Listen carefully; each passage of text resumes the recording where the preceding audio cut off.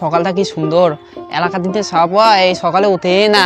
আগের দিনে আমরা সাত সকালে উঠে দৌড়াইছি, ওই দিন এলা নাই। মোট চ্যাংড়াটা মনে এলাম উঠে নেই বিছনে থেকে। দাঁড়া আমি যা ঝলমলিক দেখে আনো। ঝলমলিক, ওই ঝলমলিক,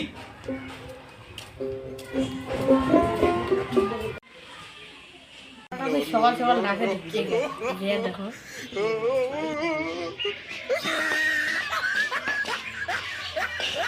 তো সকাল সকাল চিল্লি দিচ্ছিস কে? এটা সকাল তোর মনে হয়? ঘড়িতে যা দেখতো 6টা বাজে।